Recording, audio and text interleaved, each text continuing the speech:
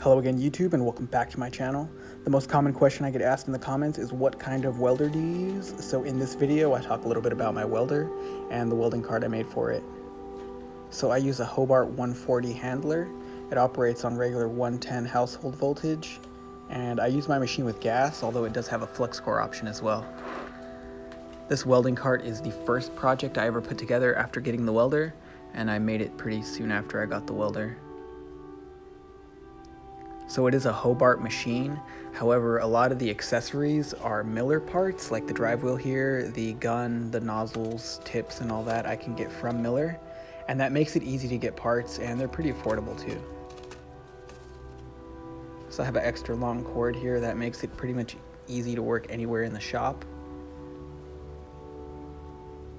I have a rack down here for extra wire and stuff. It's a basic machine, no digital readouts, nothing. It's all analog voltage and wire output feed. And I have like little accessories down here, nozzles, tips, and just random stuff for when I'm metalworking. You never know what you're gonna need.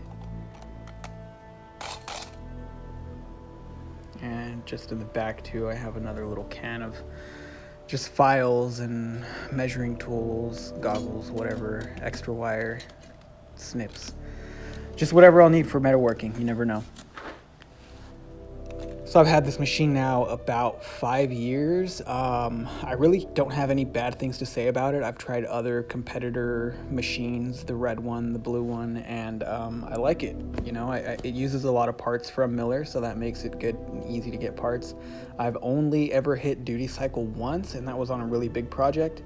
I've welded anything from 22 gauge all the way up to 1/4 inch and really haven't had any issues. You just got to know how to read your machine and know what the metal's doing, and all that's going to happen from experience anyways.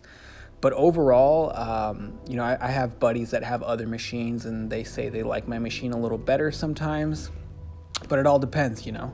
Keep a good nozzle, keep a good tip, know what you're doing with the heat and the metal, and have fun.